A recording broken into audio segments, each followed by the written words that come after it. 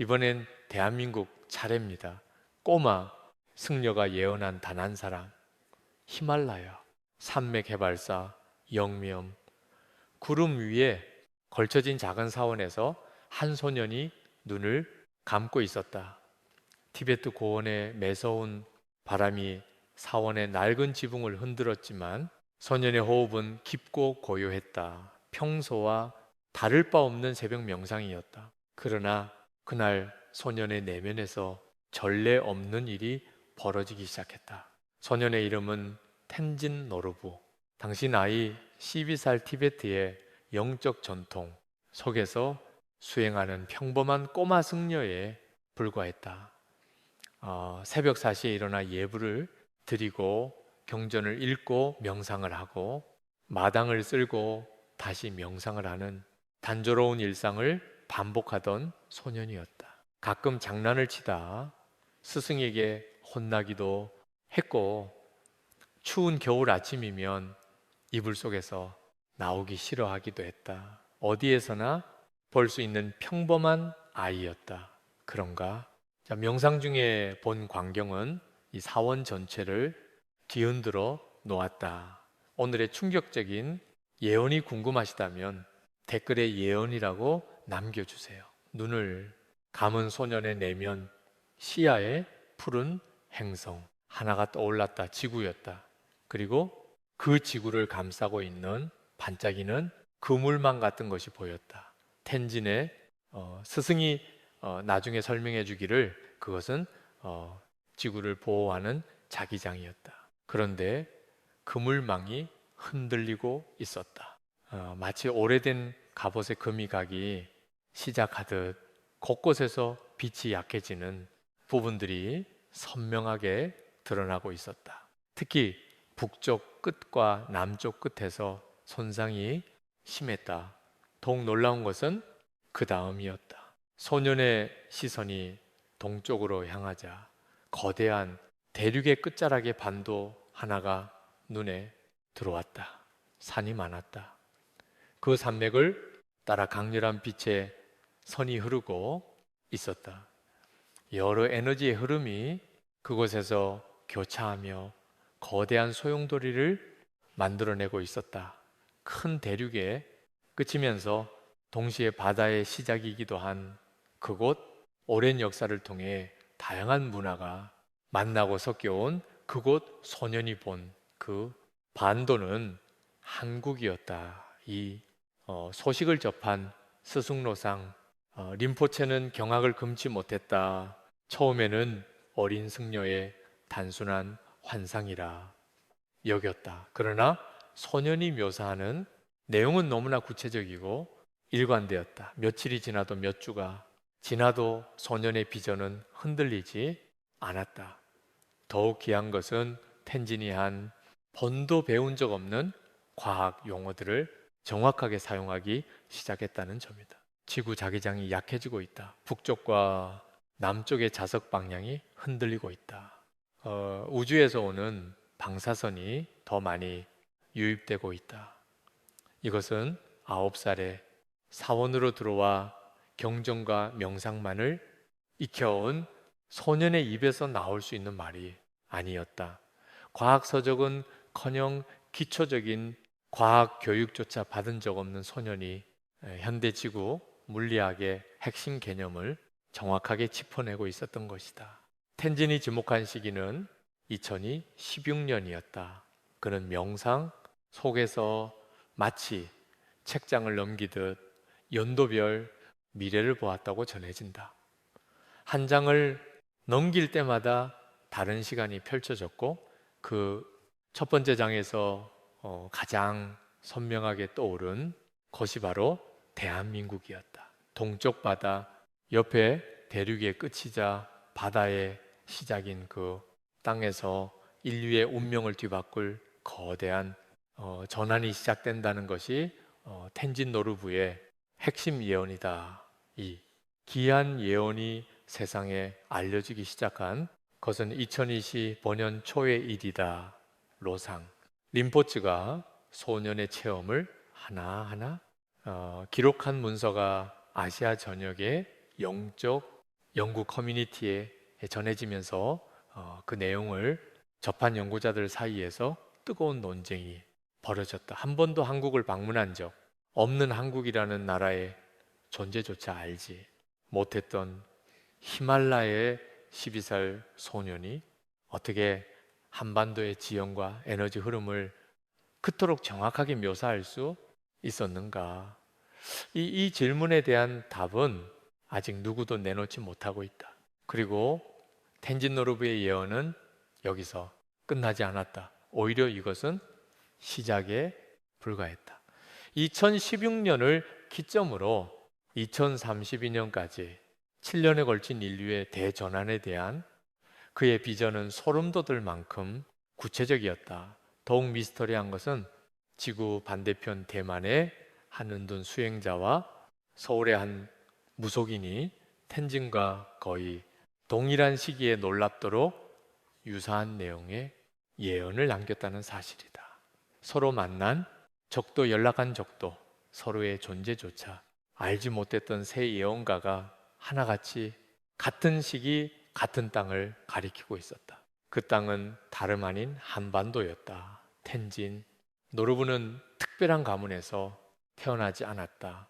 티베트 고원의 작은 유목마을 가장 가까운 도시까지 말을 타고 이틀이 걸리는 오지에서 평범한 부모스라에 자랐다. 아버지는 야크를 키우는 목동이었고 어머니는 양털을 짜서 옷을 만드는 여인이었다. 텐진의 유년 시절은 초원 위에서 야크를 돌보고 어머니가 만들어주는 버터차를 마시며 밤하늘의 별을 올려다보는 것이 전부였다. 어떠한 영적 징후도 초월적 능력의 전조도 없었다. 8살이 되던 해 마을을 지나가던 한 나이든 승려가 텐진의 눈빛을 보고 걸음을 멈추었다. 그리고 아이의 부모에게 이렇게 말했다고 전해진다. 이 아이는 보통의 시선을 가지지 않았다. 이 한마디가 텐진의 운명을 완전히 바꾸어 놓았다. 부모는 오랜 고민 끝에 아들을 낳아 인근의 작은 사원으로 보냈고 텐진은 그곳에서 승려로서의 삶을 시작하게 된다. 사원에서의 생활은 단순하고 반복적이었다. 새벽 4시에 일어나 예불을 드리고 경전을 읽고 명상을 하고 마당을 쓸고 다시 명상을 하는 일상이 끊임없이 이어졌다. 텐진은 다른 어린 승려들과 크게 다를 바 없었다. 가끔 장난을 치다 스승에게 혼나기도 했고 추운 겨울 아침이면 이불 속에서 나오기 싫어하기도 했다. 초월적인 능력의 징조는 어디에서도 찾아볼 수 없는 그저 평범한 소년이었다. 그러던 2024년 겨울 텐진에게 무언가가 시작되었다. 평소처럼 호흡에 집중하며 명상을 하고 있을 때 갑자기 등뼈 아래쪽이 뜨거워지기 시작한 것이다. 처음에는 통증인 줄 알았다. 그러나 아픈 것이 아니었다. 무언가 살아있는 것처럼 꿈틀거리는 느낌이었다. 이것은 고대 요가 전통에서 쿤달리니, 각성이라 불리는 현상과 매우 유사한 체험이었다. 척추 기저부에 잠들어 있던 원초적 생명 에너지가 깨어나기 시작한 것이다. 그 뜨거운 에너지는 며칠에 걸쳐 조금씩 척추를 따라 올라왔다. 텐지는 몸의 특정 지점들에서 에너지가 소용돌이는 것을 느꼈다. 요가 수행자들이 차크라고 부르는 에너지 중심점들이었다. 배꼽, 명치, 가슴 한가운데, 목, 그리고 이마 중앙까지 순차적으로 무언가가 열리는 느낌이었다. 각 지점을 지날 때마다 텐지는 전에 없던 감각들을 경험했다. 세상의 소리가 달라지고 색이 달라지고 공기의 질감조차 달라졌다. 가장 놀라운 변화는 이마 중앙에서 일어났다. 눈썹 사이가 계속 두근거렸고 마치 그곳에 또 다른 눈이 존재하는 것처럼 느껴졌다. 눈을 감고 있어도 무언가가 보이기 시작했다. 제3의 눈이라 불리는 아즈나 차크라가 깨어난 것이다. 그때부터 텐지는 평범한 시야로는 결코 볼 수 없는 것들을 보기 시작했다.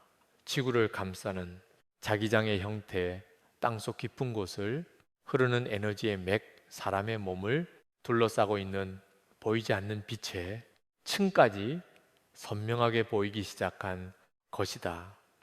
2025년 봄이 되자 텐진의 능력은 한층 더 깊어졌다. 그는 명상 중에 자신의 의식이 육체를 벗어나는 경험을 하기 시작했다. 아스트랄 투사라 알려진 현상이었다.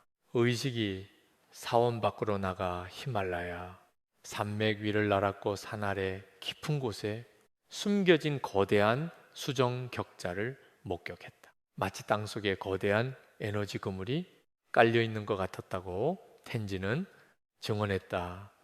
영적 탐구자들이 크리스탈, 그리드라 부르는 지구 내부의 에너지, 격자만과 정확히 일치하는 묘사였다. 스승 로상 림포츠는 소년의 급격한 변화를 면밀하게 관찰하기 시작했다. 처음에는 수행 과정에서 간혹 나타나는 일시적 환각이라 판단했다. 그러나 텐진이 묘사하는 내용은 날이 갈수록 더 선명해지고 더 정교해졌다. 며칠이 지나고 몇 주가 지나도 비전의 내용은 흔들림 없이 일관되었다. 결정적으로 림포체를 놀라게 한 것은 소년의 언어였다. 자기장, 태양풍, 우주방사선, 전자기, 공명, 사원의 경전, 어디에도 등장하지 않는 현대 과학 용어들이 12살 소년의 입에서 자연스럽게 흘러나왔다. 이것은 단순한 환상이 아니었다. 무언가 거대한 힘이 소년을 통해 발현되고 있었다. 로상 림포체는 그제야 확신했다. 텐진 노르부에게 초월적인 능력이 깃들기 시작했다는 것을 텐진 노르부의 초월적 능력이 단순한 환상인지 실체가 있는 것인지를 판가름하는 결정적 증거가 있었다. 개개를 본연초 텐지는 명상 중에 지구상의 특정 지역에서 땅이 크게 흔들리는 장면을 보았다. 산이 갈라지고 건물이 무너지는 생생한 광경이었다.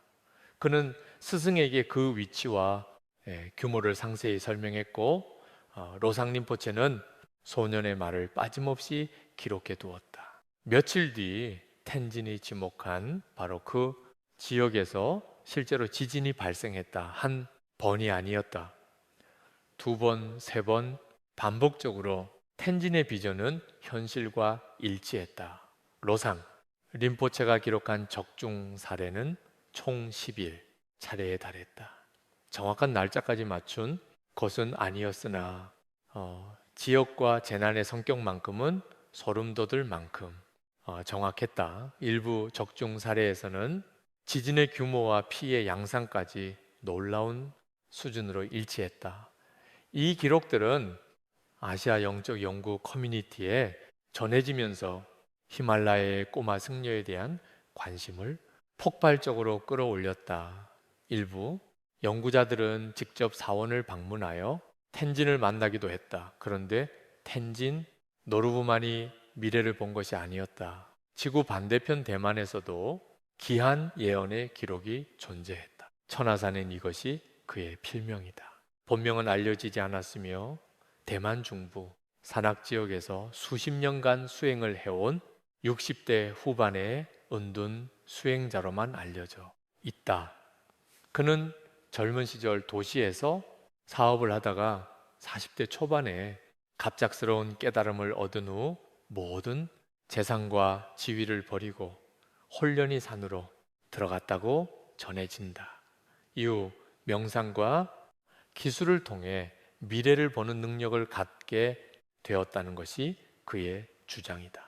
대중, 매체 인터뷰를 철저히 거부하고 1년에 고작 몇 차례만 자신의 블로그에 짧은 글을 올리는 것 외에는 세상과의 접촉을 완전히 끊은 철저한 은둔자였다.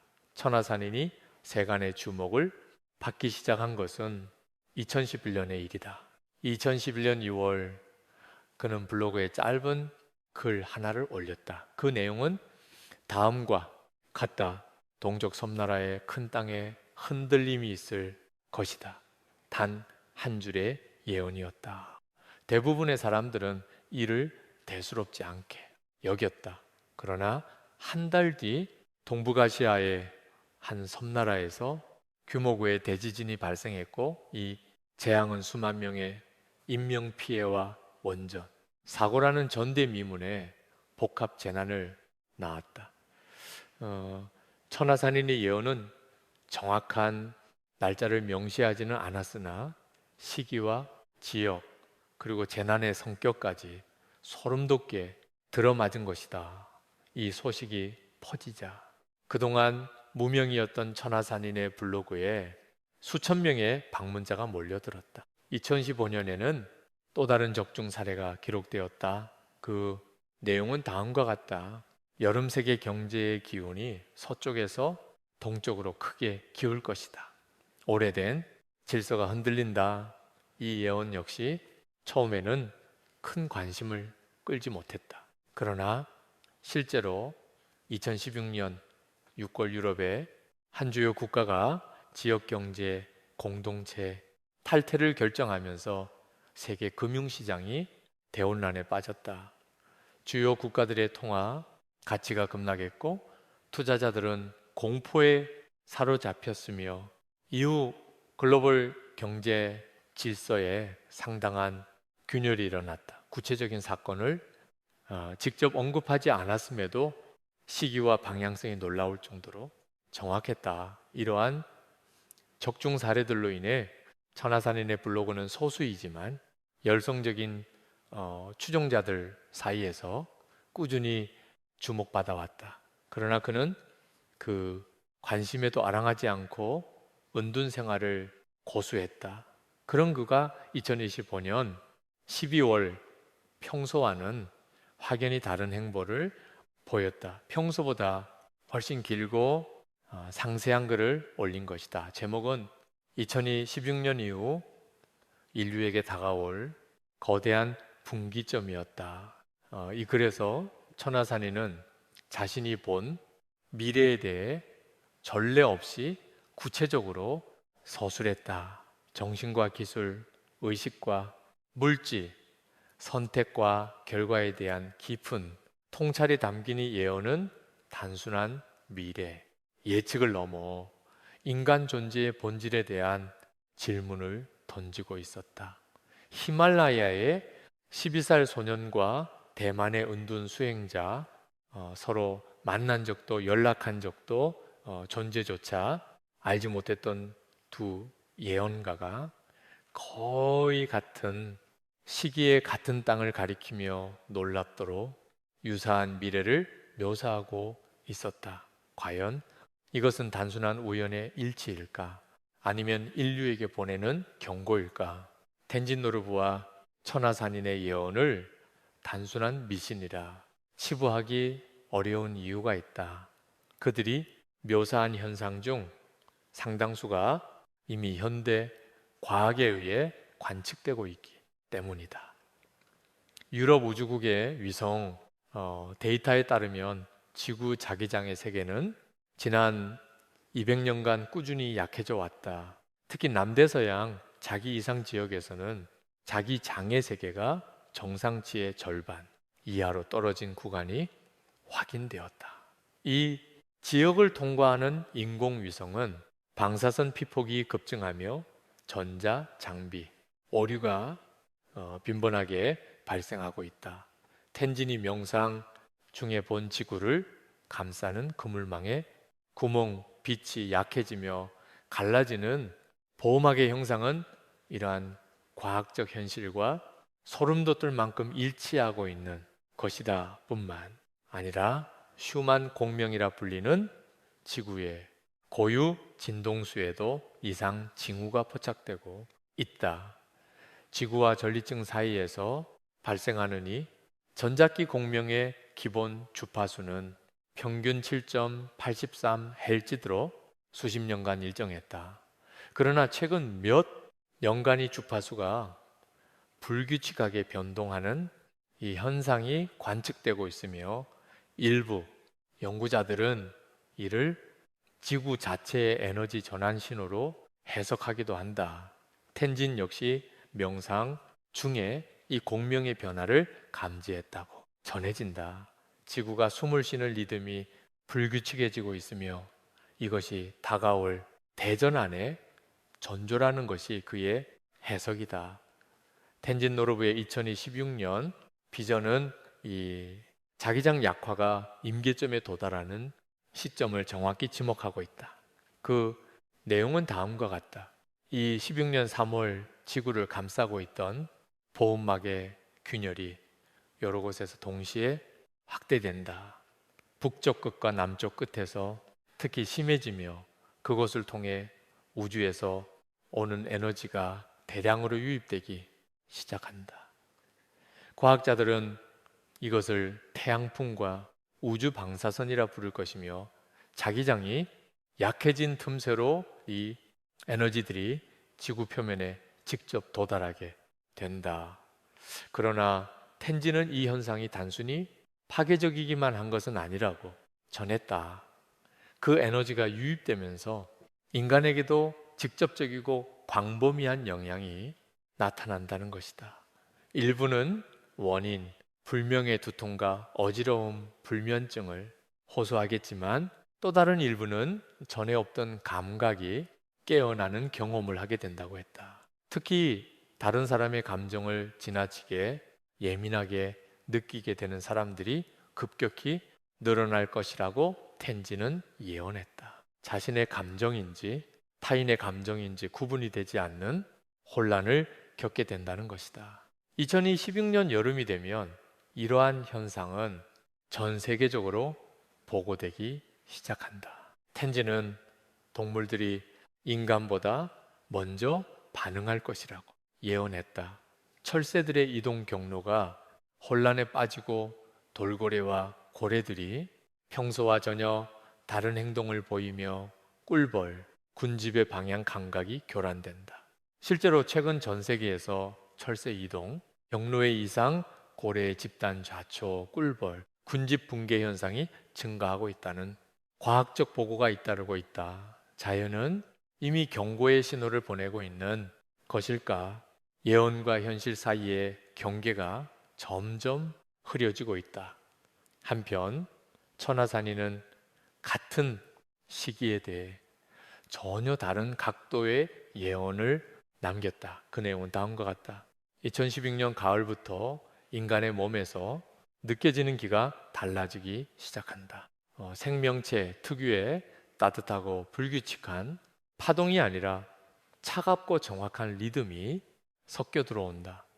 마치 두 개의 라디오 주파수가 동시에 켜진 것처럼 인간의 고유한 주파수와 기계의 주파수가 하나로 합쳐지기 시작하는 것이다. 천하산인에 따르면 2016년 중반 인간의 뇌와 직접 연결되는 장치가 대중에게 공개된다. 처음에는 장애인 보조, 치매 예방, 학습 능력 향상 등 의료 목적으로 소개되지만 그 효과가 너무나 극적이어서 사회 전체가 충격에 빠진다. 시험 성적이 2배로 오르고 업무 효율이 3배로 높아지며 외국어를 몇 주 만에 마스터하게 된다. 이것을 목격한 사람들 중 거부할 수 있는 이가 과연 얼마나 되겠는가? 연말이면 이미 수억 명이 이 장치를 사용하게 된다는 것. 그것이 천하산인의 예언이다. 자기장의 균열과 기술의 침투 두 예언가가 바라보는 각도는 달랐으나 공통된 경고는 하나였다. 2016년 인류는 되돌릴 수 없는 거대한 변화의 문턱을 넘게 된다는 것이다. 천하산인의 2025년 12월 블로그 글에는 주변 강대국들의 운명에 대한 충격적인 묘사가 담겨 있었다. 그는 30년간의 명상 수행을 통해 세계 질서의 급격한 재편을 목격했다고 기록했다. 그 내용은 다음과 같다. 서쪽에 거대한 독수리가 병들어가고 있다. 한때 하늘을 호령하던 황금빛 날개가 힘을 잃고 추락하기 시작한다. 내부에서 갈라지는 균열이 외부의 어떤 적보다 치명적이다. 천하산인이 황금 독수리라 칭한 것은 미국을 상징하는 것으로 해석된다. 그에 따르면 2027년을 전후하여 미국은 극심한 내부 분열과 경제적 혼란에 빠진 나라가 된다. 기축 통화로서의 달러, 패권이 흔들리기 시작하고 동부와 서부, 남부와 북부 사이에 갈등이 통제불능의 수준에 이른다. 한때 세계를 이끌던 초강 대국이 자기 자신조차 다스리지 못하는 상황에 처하게 된다는 것이다. 실제로 최근 몇 년간 미국 내 정치적 양극화는 크게 달하고 있으며 달러 패권에 대한 도전도 가시화되고 있다는 점에서 이 예언은 현실의 불안 요소와 맞닿아 있다. 붉은 용으로 묘사된 중국의 운명은 더욱 극적이다. 천하산인은 이렇게 적었다. 그 내용은 다음과 같다.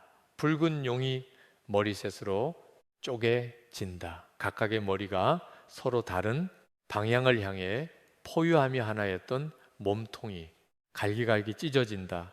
땅이 갈라지고 물이 범람하여 수억의 백성이 삶의 터전을 잃는다. 그의 예언에 따르면 중국은 내부 권력 투쟁이 격화되면서 지역 간 분열이 표면화된다. 여기에 대형대 균열이라는 전대미문에 자연해가 겹치며 상상을 초월하는 규모의 수해가 발생한다. 거대한 인공, 호수에 갇혀있던 수십억 톤의 물이 쏟아져 내려 평야를 삼키고 수억 명의 이재민이 발생한다. 그러니만 대륙 전체가 혼돈의 소용돌이에 빠져드는 것이다. 실제로 중국의 대형 수리, 시설에 대한 안전성 우려는 국제 사회에서 수십 년째 꾸준히 제기되어 온 문제이기도 하다. 특히 세계 최대 규모의 수력 발전됨에 대한 구조적 결함 지적은 한두 번이 아니었다. 일본에 대한 예언은 가장 파멸적이다. 텐진 노르부와 천하산인 모두 일본 열도의 운명에 대해 암무한 비전을 전했다. 텐진은 명상 중에 동쪽 섬나라의 땅이 바다 아래로 가라앉는 장면을 생생하게 목격했다고 증언했다.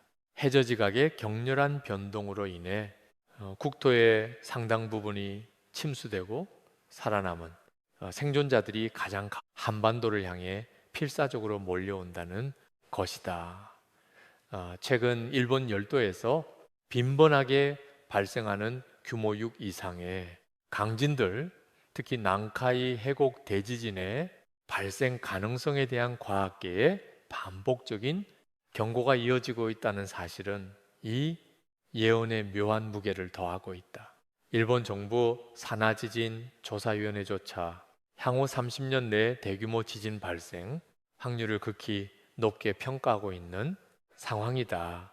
이 예언이 현실이 된다면 동아시아 전체의 지정학적 판도가 완전히 뒤바뀌게 된다.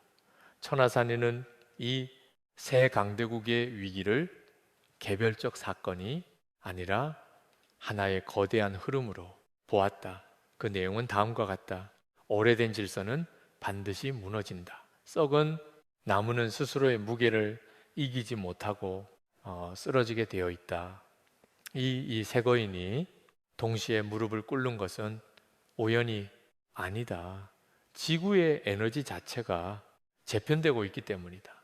낡은 것이 거치고 새로운 것이 들어설 자리가 만들어지는 것이다.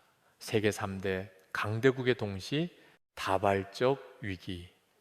이것은 단순한 국가 차원의 재난이 아니라 기존 세계 질서, 전체가 뿌리째 흔들리는 대격변을 의미한다.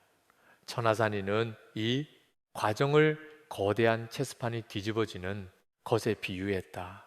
수백 년간 유지되어 온 판 자체가 무너지고 완전히 새로운 규칙의 게임이 시작된다는 것이다. 그리고 이 혼돈의 한가운데에서 유독 한 지역만이 전혀 다른 경로를 걷기 시작한다. 강대국들이 내부에서 무너져 내릴 때 동쪽의 작은 반도는 오히려 상승의 기운을 타기 시작한다. 그 반도가 바로 한국이었다. 신기하게도 전 세계의 엘리트와 자본이 안전지대를 찾아 이동하기 시작하는데 놀랍게도 그 방향은 하나같이 한반도를 가리키고 있었다. 세계의 중심축이 이동하고 있었던 것이다.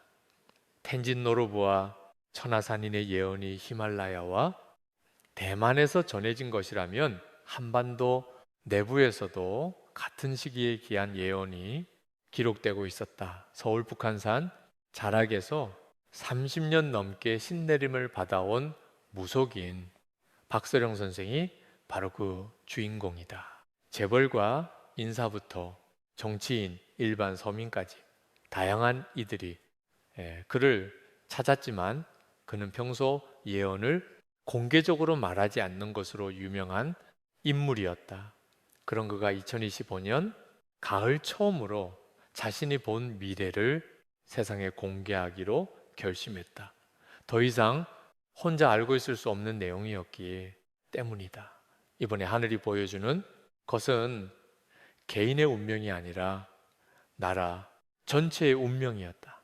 박세령 선생이 이상한 기운을 처음 감지한 것은 2024년 겨울이었다. 매일 새벽 기도를 올리는 중에 평소와는 전혀 다른 낯선 에너지가 한반도를 감싸고 있다는 느낌이 들었다고 전해진다. 그것은 색깔로 치면 검붉은 빛이었다. 한반도의 원래 기운은 푸른빛이 감도는 밝고 맑은 기운인데 이 검붉은 기운이 바깥에서부터 끊임없이 파고들고 있었다. 처음에는 자신의 기력이 쇠해서 그런 것인가 의심했지만 2025년에 들어서면서 확신하게 되었다. 이것은 한반도 고유의 기운이 아니라 외부에서 침투해 들어오는 기운이라는 것을 무속에서 기운은 눈에 보이지 않지만 분명히 존재하는 힘으로 여겨진다. 비유하자면 물과 같다. 물이 높은 데서 낮은 대로 흐르듯 기운도 강한 곳에서 약한 곳으로 밝은 곳에서 어두운 곳으로 흐른다. 한 사람의 기운은 미약하지만 1,000만 명, 5천만 명의 기운이 모이면 그것이 곧 국운이 된다. 개인의 운명이 모여서 만들어지는 나라 전체의 운명인 것이다. 그리고 이 국운에는 방향성이 있다. 발전하고 성장하는 방향으로 흘러야 건강한 것인데 지금은 그 흐름이 막혀 있을 뿐 아니라 엉뚱한 방향으로 꺾이고 있다는 것이 박서령 선생의 진단이었다. 박서령 선생이 감지한 검붉은 기운은 탐욕과 거짓의 에너지였다. 무언가를 빼앗아 가려는, 차지하려는 진실을 가리고 사람들의 눈을 멀게 만드는 성질의 기운이었다. 이 기운은 2022년부터 조금씩 유입되기 시작하여 해마다 강해지더니 2025년에 이르러서는 한반도 전체를 잠식할 정도로 거세졌다. 한반도의 원래 기운은 북쪽 백두산에서 남쪽 한라산까지 하나의 흐름으로 순환하는 것이 자연스러운 것인데 그 순환 자체가 뒤틀리고 있었던 것이다. 그런데 박서령 선생은 이 검붉은 기운이 절정에 이르는 시기를 정확히 지목했다. 2016년 여름 음력으로 6월에서 7월 사이다. 그 내용은 다음과 같다. 검붉은 기운이 최고조에 달하는 바로 그 순간 하늘에서 전혀 다른 기운이 내려온다. 금빛 기운이다. 이 금빛 기운이 검붉은 기운과 정면으로 부딪히면서 엄청난 일이 벌어진다. 오랫동안 감춰져 있던 진실이 한꺼번에 수면 위로 드러나는 것이다. 권력의 최상층에서부터 아래까지 거미줄처럼 얽혀있던 거짓과 부패의 구조가 단 한순간에 만천하에 폭로된다. 돈의 흐름, 권력의 흐름, 그 뒤에 숨어있던 외부 세력의 개입까지 모든 것이 낱낱이 드러나게 된다고 박서령 선생은 예언했다. 이 사건은 자연재해가 아니라 사람이 만든 일이다. 그러나 그 규모와 파장이 너무나 커서 대한민국 전체가 충격에 빠진다. 박서령 선생은 그날의 분위기를 이렇게 묘사했다. 때는 한 여름이고 아침부터 공기가 다르다. 습하고 무거운 느낌이 온 나라를 감싸고 사람들은 가슴이 답답하고 숨쉬기가 힘들다고 느낀다. 그리고 한낮 정오에서 오후 2시 사이에 그 소식이 터진다. 처음에는 아무도 믿지 못한다. 그러나 증거들이 하나씩 쏟아져 나오면서 더 이상 부인할 수 없게 된다. 그날 밤 온 나라가 잠들지 못한다. 모든 국민이 동시에 깨닫게 된다. 우리가 속고 있었다는 것을, 잘못된 길로 가고 있었다는 것을 한순간에 각성하게 된다. 민이 동시에 깨닫게 된다. 국민이 동시에 깨닫게 된다. 국민이 동시에 깨닫게 각성하게 된다. 외부에서 유입된 검붉은 기운의 정체가 마침내 드러나는 순간 한반도의 운명이 완전히 다른 방향으로 바뀌기 시작한다. 대청소의 시간이 다가오고 있었다. 이 16년 여름의 대사건이 터진 후 한반도는 사흘간의 격렬한 감정의 소용돌이에 휘말렸다. 박설용 선생이 예언한 바에 따르면 첫째 날은 충격의 날이다. 모든 국민이 멍한 상태로 각자의 자리에 굳어 있었다. 믿을 수 없다는 표정. 설마 그럴 리가 하는 부정의 목소리가 온 나라를 뒤덮었다. 둘째 날은 분노의 날이다. 충격이 가시고 현실을 직시하게 된 국민들이 거리로 쏟아져 나왔다. 그 수는 전례 없는 규모였다. 그리고 셋째 날 각성의 날이 밝았다. 분노를 넘어서 우리가 무엇을 해야 하는가를 스스로 묻기 시작한 것이다. 이 사흘간의 과정을 거치면서 대한민국 국민은 전혀 다른 존재로 거듭났다. 박서령 선생은 시기에 나타나는 집단 의식의 힘을 이렇게 묘사했다. 평소에는 서로 싸우던 사람들도 이 시기만큼은 손을 잡는다. 보수와 진보, 영남과 호남, 세대와 성별의 구분이 모두 무의미해진다. 왜냐하면 모두가 같은 진실 앞에 있다는 것을 깨달았기 때문이다. 5천만 명의 의식이 하나의 방향을 향해 정렬될 때 그 자체가 엄청난 기운이 되어 구운을 바로잡는 힘으로 작용한다고 박서령 선생은 전했다. 그리고 이 기운은 질서, 정연하고 평화로운 방식으로 발현된다. 폭력이나 파괴가 아니라 그 정반대의 힘이었다. 한편 텐진 노르브는 같은 시기에 한반도를 전혀 다른 차원에서 바라보고 있었다. 그의 비전 속에서 한반도는 지구 에너지의 핵심 교차점이었다. 동쪽 바다 옆에 반도 큰 대륙에 끝이면서 바다의 시작인 그곳에서 여러 에너지선들이 만나고 있었다. 특히 백두대간을 따라 흐르는 레이라인의 에너지가 유독 강하게 빛나고 있었다. 고대 문명들이 신성한 장소로 여긴 곳들이 바로 이 에너지선이 교차하는 지점이라는 설이 있는데, 한반도는 그 교차점 중에서도 가장 밀도가 높은 지역이었다. 텐지는 이 에너지가 2027년 봄부터 급격히 강해지기 시작하는 것을 목격했다.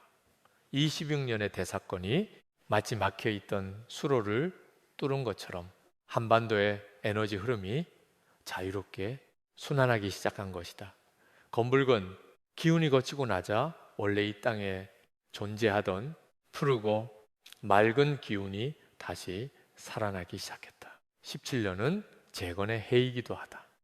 박소령 선생의 예언에 따르면 이 시기에 젊은 세대들이 전면에 나서기 시작한다. 20대, 30대의 젊은이들이 중요한 위치에 올라가는데 이들은 기성세대보다 훨씬 깨끗하고 투명하게 일을 처리한다.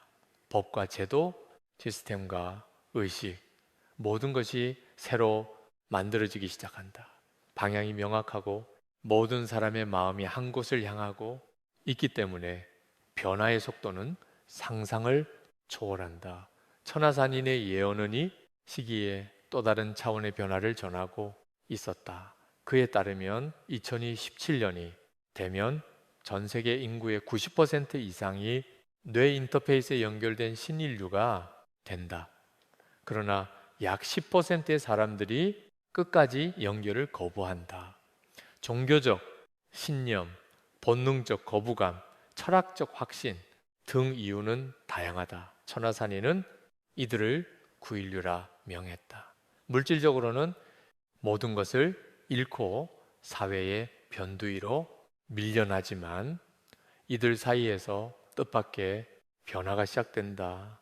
명상과 수행에 관심을 갖기 시작하는 것이다. 처음에는 단순한 심심풀이에 불과했으나 시간이 지나면서 이것이 단순한 취미가 아니라는 것을 깨닫게 된다. 신인류가 절대로 경험할 수 없는 진정한 고요.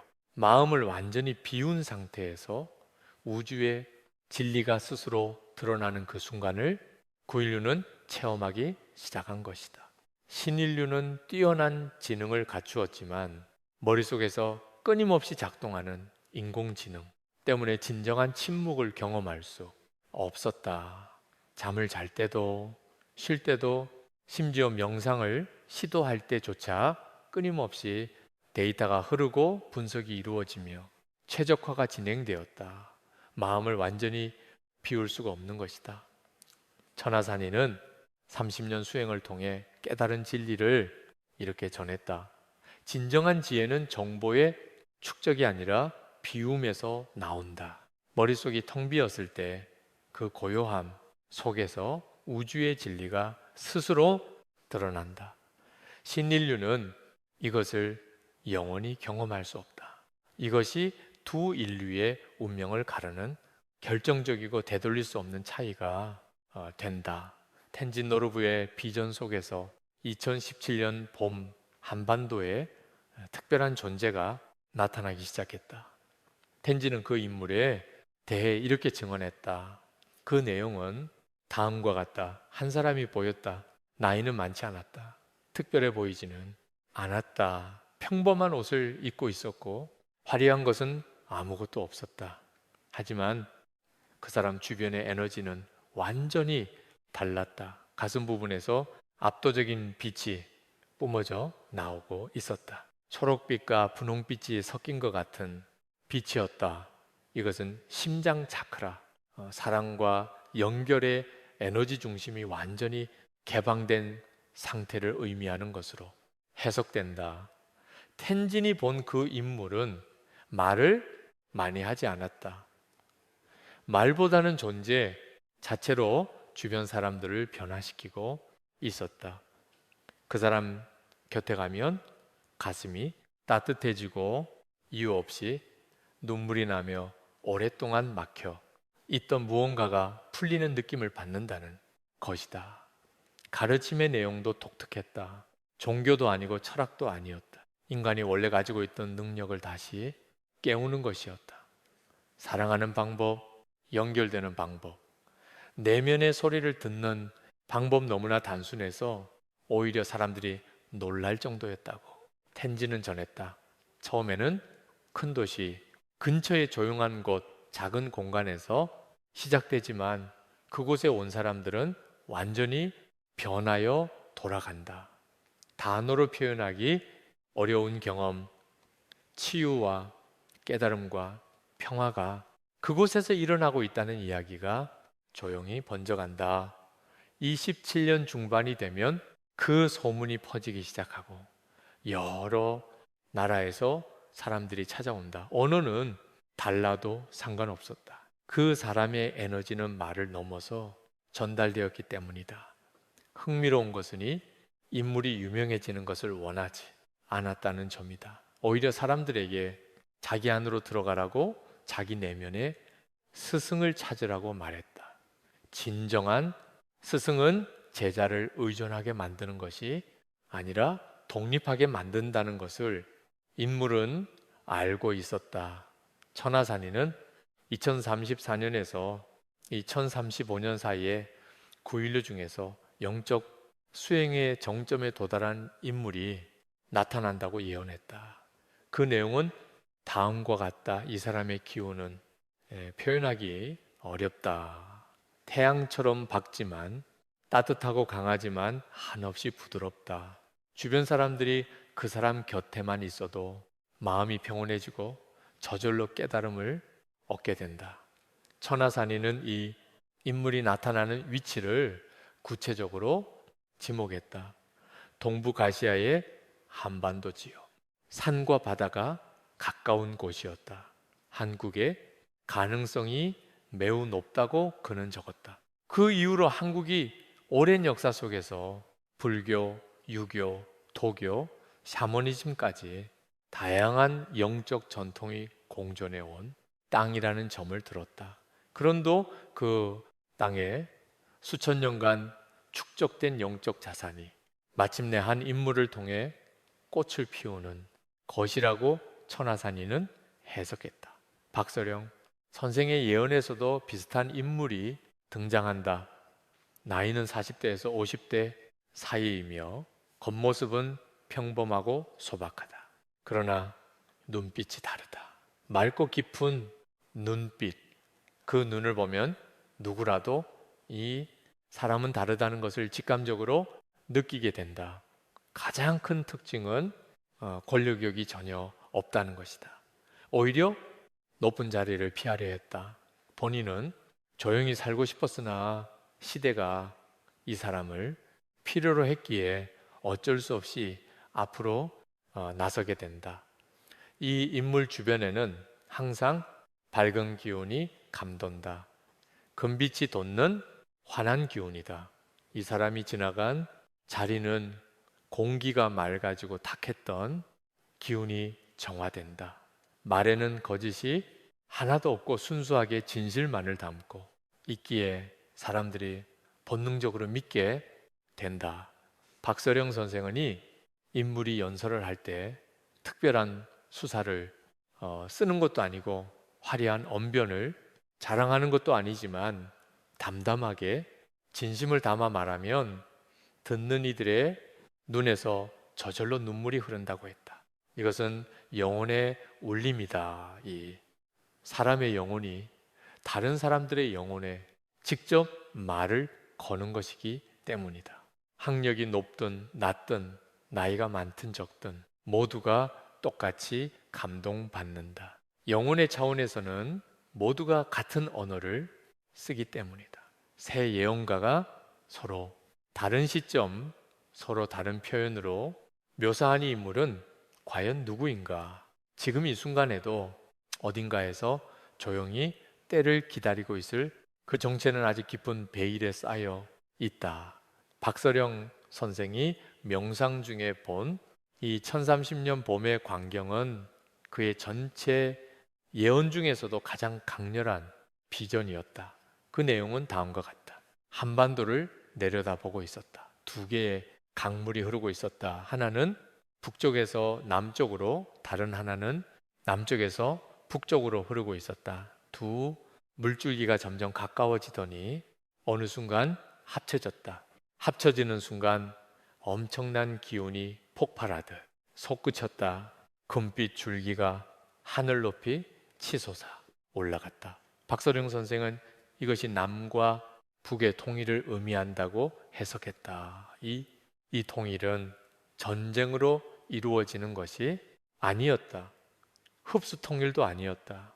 서로가 서로를 필요로 하게 되면서 자연스럽게 이루어지는 합의에 의한 통일이었다. 2026년 이후 한반도 남쪽에서 일어난 격변의 물결은 북쪽에도 영향을 미쳤다. 28년, 2029년을 거치면서 북쪽 내부에서도 변화가 일어나기 시작했고, 마침내 2030년에 수십 년간 갈라져 있던 두 개의 흐름이 하나로 합쳐진 것이다. 이 합류의 순간 한반도를 내려다보면 금빛 기운이 반도 전체를 감싸며 하늘 높이 솟구이는 광경이 펼쳐졌다고 박서령 선생은 전했다. 박서령 선생은 이 통일의 의미를 단순한 정치적 통합 이상으로 보았다. 이것은 땅의 통일이기도 하지만 기운의 통일이다. 백두산에서 시작된 기운이 한라산까지 막힘없이 흐르게 되는 것이다. 수십 년간 끊어져 있던 허리가 다시 이어지면서 한반도 전체가 하나의 생명체처럼 살아 숨쉬기 시작한다는 것이 그의 예언이다. 텐진 노르부의 비전에서도 2030년 전후에 한반도는 특별한 위치를 차지하고 있었다. 2031년 봄텐진은 지구를 감싸는 자기장, 그물망이 새로운 안정점을 찾아가는 장면을 목격했다. 약해졌던 부분들이 다시 채워지고 있었지만 이전과는 달랐다. 더 밝고 더 섬세한 패턴을 가지고 있었다. 지구 자체가 진화하고 있었던 것이다. 그리고 텐진이 가장 흥분하며 전한 비전이 있었다. 2031년 봄 어느 날 전 세계 수백만 명의 사람들이 동시에 같은 느낌을 받는 순간이 온다는 것이다. 말로 표현하기 어렵지만 모든 것이 연결되어 있다는 것을 온몸으로 느끼는 순간이다. 몇 분에서 길게는 몇 시간 동안 지속되느니 경험을 겪은 사람들은 더 이상 예전과 같을 수 없게 된다. 두려움이 사라지고 존재의 본질을 깨닫게 되는 것이다. 한반도에서 시작된 변화의 물결은 반도를 넘어 전 세계로 퍼져 나가기 시작했다. 여러 나라에서 비슷한